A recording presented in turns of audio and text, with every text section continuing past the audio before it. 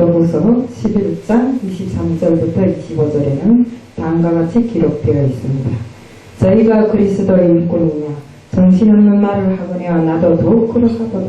내가 수고를 넘치도록 하고 옥에 갇히기도 더 많이 하고 매도 수없이 맞고 여러 번 죽을 뻔하였으니 유대인들에게 40에 하나 감한 매를 5번 맞았으며 3번 폐장으로 맞고 1번 돌로 맞고 3번 파선하는데 일주야를 기품에서 지냈으며.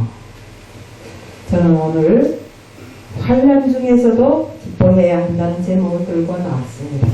기도드리겠습니다. 사랑의 하나님 아버지, 오늘도 저는 환난 중에서도 기뻐해야 한다는 제목을 들고 나왔습니다. 이 말씀의 뜻을 지금까지 많이 외워왔지만 정작 환난을 당하면 기뻐할 때가 없습니다. 주님, 이 시간 이후로 정말 이 말씀의 뜻을 온전히 깨닫고 어떤 환난이 닥쳐도 모든 것이 주님께 있다는 것을 알고 기뻐하며 맞이할 수 있는 저희들이 되게끔 하게 해주실 줄 믿사오며 예수 그리스도 이름 받들어 감사하며 기도드리옵나이다. 아멘. 우리 말씀은 누구를 위주로 해서 했는가 하면 그 바울이 쓴 겁니다. 바울이 사역을 하면서 큰 고통 속에서 정말 갖은 환난을 다 겪으면서 사역을 하였습니다. 그가 말씀에도 있다시피 40에서 하나 뺀 매를 5번 맞았다 했습니다. 그러면 39번씩 5번을 맞았다는 소리인데 그렇게 되면 195번을 맞았다는 소리입니다. 일반적으로 우리가 곤장을 맞거나 폐장으로 이렇게 맞을 때 50개만 맞아도 음치가 다 물러나고 못 삽니다. 그런데 195개를 맞았으면 사람이 살겠어요? 사람 같은 형상을 했겠어요? 그렇지만 그는 기쁨에서 일주야를 지냈다는 게 뭔가? 우리 말하자면 기절하거나 까무러치거나 어쨌든 이런 상태에서 일주일을 보내면서 정말 이렇게 고난을 당했지만 그는 정말 변심없이 온전한 믿음을 가지고 정말 주님의 복음을 전하기 위해서 많은 애를 썼습니다. 우리 말씀을 시작하는 구절에서 다시 한번 보면 사도 바울은 여러 번 죽음을 마주했다고 합니다. 그리고 감옥에 있는 동안 친구들에 의해서 버림을 받았고 버리고 달아났습니다. 디모데후서 1장 15절에는 다음같이 적되어 있습니다.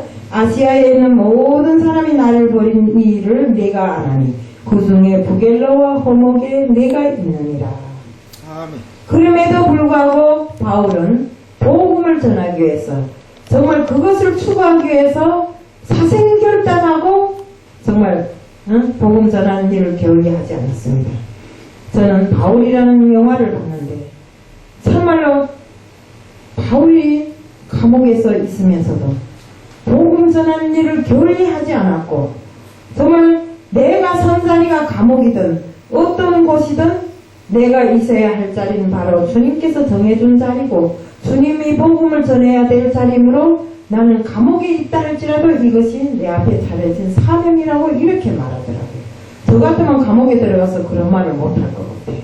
그런데 바울은 그것마저도 개의치 않고 감옥에서도 정말 주님이 복음을 전하는 일을 게을리하지 않고 감옥 간수들뿐만 아니라 간수장까지도 정말 복음을 전해서 나중에는 간수장 딸을 구해줌으로 해서 누가를 보내서 간수장이 딸을 구해줌으로 해서 정말 그들이 주님을 영접하는 이런 일까지 있었던 것입니다.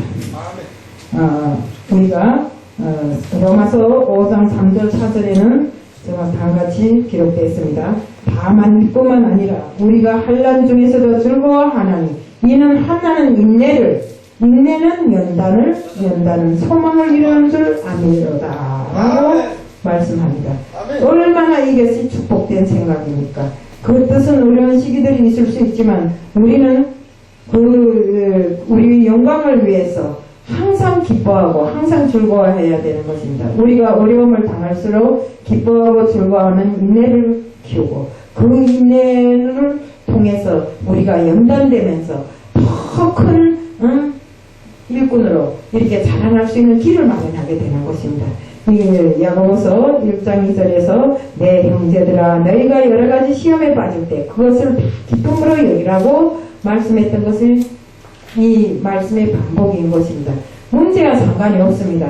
내가 직면한 이런 환난과 상관없이 우리는 그것을 기뻐해야 돼요. 왜? 우리가 직면하고 우리가 도전하려고 했던 그 모든 것들을 위해서 이미 우리 하나님께서는 나를 위해서 모든 것을 맞춤으로 맞춰놨기 때문에 내가 더 특별히 신경을 쓴다 해서 내가 더 특별히 머리를 쓴다 해서 더 잘 되는 것이 아닙니다. 그렇기 때문에 우리는 환난이 있고 정말 핍박이 있고 이럴 때일수록 더 기뻐하고 즐거워하며 오로지 주님 안에서 기쁨과 즐거움으로 살고 특히나는 내가 직면한 이 환경을 주님 앞에 맡기고 기도하는 것으로 우리 문제를 해결해야 되는 것입니다. 오늘 우리가 직면하고 있는 모든 도전이 무엇이든지 우리를 위해서 맞추었다는 것을 이제 말씀드렸습니다. 그렇기 때문에 우리 그 심령을 괴롭게 하는 이런 일들이 하면 안 되겠고 또 오늘 상황이 아무리 가혹하고 또 특히나는 내가 말씀을 전하고 사역을 하고 이 모든 것들이 입술로 많이 하고 행함으로 많이 하느라고 했었지만 이루어지는 것이 없는 것처럼 보이지만 하지만 시간이 흐름과 함께 그 모든 것들이 어느 때인가는 내가 심어놓은 것은 반드시 싹이 트고 자라고 열매 맺는다는 것입니다. 그렇기 때문에 우리는 어떤 핍박과 환난 속에서도 내가 정말 씨앗을 뿌리는 것을 게을리하면 안 됩니다. 우리는 정말 농군과 같습니다. 우리 주님의 복음을 전하는 일, 그것을 입술로 간단하게 슬쩍 말하는 것으로 끝나는 것이 아닙니다. 제가 전도를 하면서 보니까 참 사람 한 명 전도하기가 너무 힘들더라고요. 왜요? 우리가 다 내 맘같이 생각했으면 좋겠는데 내 맘같지가 않아요. 이것을 정말 사람의 마음을 돌려서 하는 게 너무 힘듭니다. 여느 때는 언니 무슨 이모 하면서 엄청나게 따르고 이러던 사람들도 하나님을 믿으라 하면 픽 하고 돌아서고 아이고 하나님 믿는 사람들은 다 거지처럼 살더라. 잘 못 살더라. 이렇게 돈에 상관하면서 하나님을 빗대놓고 특히나 아이고 하나님 믿는 사람들 더 악해. 세상 살다 보면 하나님 믿는 사람들 더 악한 일을 많이 해. 이런 식으로 하면서 정말 오히려 우리를 핍박하고 우리를 조롱하고 이렇게 하더라고요. 그래서 그전에는 뭐 내 앞에 벌벌 기는 신용까지 다 하던 사람들도 하나님만 믿으라면 완전히 세져가지고 나를 꺾으려고 이렇게 했었는데 우리가 정말 주님이 사역을 맡은 사역자들의 일은 간단하지가 않더라고요. 저도 웬만하면 큰 소리 치고 잘하는 사람인데 하나님 일을 하는 일만은 내 마음대로 내 뜻대로 안 되더라고요. 그것이 왜 그렇겠습니까? 우리는 모든 것이 사역도 모든 일도 목회도 다 하나님 손에 달려있다는 것입니다. 하나님 주권하에 있으면서 내 뜻대로 하려고 하면 절대로 안 되는 것입니다. 왜요? 우리가 하나님이 뜻을 받들어 산다고 하면서 내 뜻대로 살면 되겠습니까? 이제 김성수 목사님 그러잖아요. 내 자랑한다고. 뭐 지식 자랑하고 돈 자랑하고 이런 자랑을 하는데 우리는 내 자랑할 것이 아니라 세상에 나가서 내 자랑은 뭐겠습니까? 내 자랑은 분통만도 못하다고 바울이 그랬잖아요. 그러니 내 자랑하기보다 예수 자랑을 해야지요. 네. 우리 믿는 사람들이 예수 자랑 안 하고 나가서 예수님 이름 빗대놓고 내 자랑을 기껏 하다 보니까 사람들에게 나쁜 인상이 되다 이겁니다. 자랑만 하고 돌아다니면서 되는 일은 없고 그러다 보니까 사람들에게 인상이 나쁘잖아요. 그래서 우리는 행동 하나, 말씀 하나를 전해도 정말로 내 뜻대로 하지 말고 주님의 뜻에 비춰서 정말 성경에 있는 말씀 그대로를 전하고 그 뜻에 비춰서 우리 행함을 해야 되는 것입니다. 정말 저는 바울 이 용합을 보면서 정말 많은 것을 느꼈어요. 그 바울이 정말 처음에는 사람들을 핍박하는 사람이었다고. 정말 하나님으로부터 성령을 받고 정말 복음을 전하기 위해서 자기 일생을 바치더라고요. 그러니까 그 일생 중에 정말 감옥 생활을 절반을 하는데 예수를 영접해서 일생 동안에 감옥 생활 절반을 하면서 그 절반 감옥 생활 중에서도 정말 사람들이 바울을 빼내겠다고 막 왔을 때도 와서 감옥으로 들어왔을 때도 내가 설 자리는 이곳이니 예수님이 이곳에다 하나님이 이곳에다 나를 앉혀놨으니 이곳은 내가 있어야 될 자리고 내가 이곳에서 사역해야 해야 될 자리니 내가 이곳에 나갈 일은 없다고 이렇게 해서 사람들을 돌려보내더라고요. 그러니까 나 같으면 같이 막 급하게 나가겠는데 그렇게 안 하고요. 그러니까 우리가 진실로 성령이 임한 사람이 마음은 다르더라 이겁니다. 그래서 우리가 정말 환난 중에서도 기뻐할 수 있는 그 마음은 우리가 예수님을 진심으로 믿는 그 마음이 있어야 기뻐하지. 내가 예수님을 제대로 믿지도 못하는데 기뻐하란다고 기뻐하겠어요? 속상한데. 응? 우선은 속상한데 내가 기뻐하란다고 기뻐하겠냐고요. 그거 아니잖아요. 그러니까 속상할 때 기뻐할 수 있는 마음의 여유를 가질 수 있는 것은 바로 우리가 온전한 믿음 속에서 믿음으로 살 때만이 정말 주님을 믿는 그 마음이 온전히 섰을 때만이 기뻐할 수 있다는 것입니다. 그래서 우리가 어떤 환경 속에서도 기뻐할 수 있는 우리들이 되어야 되는 것입니다. 고린도후서 4장 17절 18절에는 다음같이 지적되어 있습니다. 우리가 잠시 받은 가벼운 고난이 우리를 위에 훨씬 더 뛰어나고 영원한 영광과 무거운 것을 이루니라. 우리는 보이는 것들을 바라보지 아니하고 보이지 아니하는 것들을 바라보다니 보이는 것들은 잠깐 있을 때 뿐이나 보이지 아니하는 것들은 영원하니라. 맞잖아요. 우리가 예수님을 지금 눈으로 보고 믿나요? 하나님을 보고 믿나요? 그런 거 아니잖아요. 우리는 보이지 않는 것을 믿는 그 믿음이 중요한 것입니다. 보이는 것을 믿어봐야 그것은 잠깐뿐입니다. 우리 사람을 믿었다가 다 실망하잖아요.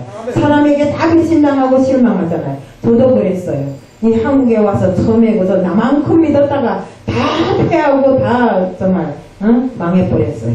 정말 처음에는 대박을 이루겠다고 대박의 꿈을 꾸고 다단계에 앉아서 만세 부르다가 돈 사고 장사해버리고 그리고 또 뭐 애들을 좋은 곳에 일시키겠다고 또 유혹을 투자해서 또 다 이렇게 저렇게 다 되고 정말 하나님을 믿으랄까 믿지 않고 돈 벌 때는 내 이 돈 벌어서 교회를 세운다 해놓고는 그 돈을 살짝 들고 올라와서 다단계에 들어가서 매출 치고는 전신하고 하면 내가 제일인 줄 알고 서서 만세부르고 이러다 보니까 나중에 하나님이 그 돈을 다 사가더라고요. 안 사가니까 제가 할 길이 뭐 있습니까? 어디 가서 의탁하고 어디 가서 뭐 하겠어요. 그냥 나중에 제가 말씀 한 편을 보고 깨달았어요.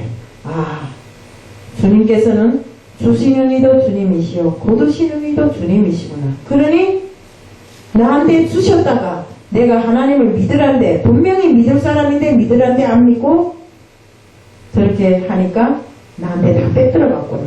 이제부터라도 믿어야지. 그것을 제가 2번 경험했잖아요. 중국에 있을 때 믿으란데 안 믿고 성경책을 쭉쭉 찢어서 다 불쏘시개 해버리고 잡혀가서 개맞든 맞고 어쨌든 살아서 여기까지 왔는데 그래도 정신 못 차리고 또 하나님께서 주신 그 돈을 차라리 교회나 세울 것이지 교회도 안 세우고 그 돈을 들고 와서 불려서 대박을 터뜨려서 더 큰 교회를 세우려 하다가 조그만 교회를 못 세우게 다 망해버렸어요. 그래서 그때야 늦게 깨닫고 주님 앞에 두 손 들고 무릎 꿇고 이렇게 주님 앞에 나오니 목회자가 되었고 또 자식들도 그만큼 잘 되었고 또 돌아보니 주님께서 다 없앤 것은 아니고 또 그것이 땅으로 남아서 더러는 있더라고요. 그러니까 우리 주님은 항상 정말 믿는 자에게는 낙심을 주지 않더라고요. 물론 자그마한 난관 앞에 영원히 주저앉아서 뭐 일어나면 어쩔 수가 없어요. 하지만 우리가 다시 한번 깨닫고 주님 앞에 돌아오면 주님은 그만한 보상을 다 해주시더라고요. 그러면서 저는 욥의 말을 다시 한번 생각하게 되었고 정말 욥이 그랬잖아요. 주시는 이도 하나님이시니 거두시는 이도 하나님이시니 이것을 저는 엄청나게 깨달은 사람입니다. 이 한국 분들은 오랜 시간 동안 한국에 살면서 뭐 많이 잃었던 작게 잃었던 그 시간 동안에 잃었기 때문에 잘 생각을 못할 수도 있겠지만 저는 짧은 시간 동안에 너무나 많은 환난을 겪었고 너무나 많은 것을 보았기 때문에 정말 이제는 주님이 아니면 저는 어디 갈 데도 없고 주님이 아니면 할 것도 없는 것입니다. 그렇기 때문에 목숨을 바쳐서라도 주님 가운데 충성하는 자가 되리라고 이렇게 생각했고 정말 이제는 집보다 교회가 더 좋고 집에 가기가 싫고 교회에 앉아서 기도하는 것이 더 좋습니다. 네. 그럼 집에 가봐야 부르는 사람도 없고 왜 안 왔는가 욕하는 사람도 없고 그러니 저녁이면 여기 앉아서 기도 마음껏 기도하고 새벽에 일어나면 마음껏 기도하고 속이 후련하게 이렇게 하니까 그래 놓고는 내가 하나님 앞에 간구했으니 하나님은 간구하라 그러면 주실 것이요 두드리라 그러면 열릴 것이라 했으니 나는 두드렸고 간구했으니 될 것이다. 이런 믿음을 가지고 사니까 너무나 기쁜 것입니다. 솔직한 말로 내가 여기에 친척이 있습니까? 형제가 있습니까? 없잖아요. 그래도 오로지 주님을 믿고 기뻐하며 날마다 히히하하하고 살아가고 있는 것입니다. 왜? 보는 것마다 즐겁고 보는 것마다 기쁜 것입니다. 네. 그러니까 우리는 환난 속에서도 기뻐할 수 있는 이 마음을 가지자. 우선은 주님에 대한 우리의 믿음을 굳건히 해야 된다. 그래 믿음이 있어야 우리가 믿지 못하는데 그 뒤끝이 계속 걱정스러운데 어떻게 기뻐하겠어요. 그러니까 우리는 믿음을 가지고 맡길 바하고는 주님 앞에 쾅 맡겨버리자. 그렇게 하면 주님께서 다 해결해 주신다는 겁니다. 그래서 제가 오늘 말씀 중에 정말 환난 중에서도 기뻐해야 된다는 이 말씀을 들고 나왔습니다. 그러니까 모든 여기 앉은 모든 사람들도 정말 나만큼은 아니래도 환난 한 번씩은 다 겪었으리라 생각합니다. 그러니 그 환난을 겪는 동안에 정말 힘들었던 그 마음, 정말 어려웠던 그 마음, 그 모든 것을 기쁨으로 바꿔서 주님께 내 모든 보따리 보침을 다 맡겨버리고 기쁨과 즐거움으로 살아가자는 것을 말씀드리면서 오늘 말씀을 마칩니다. 이상입니다.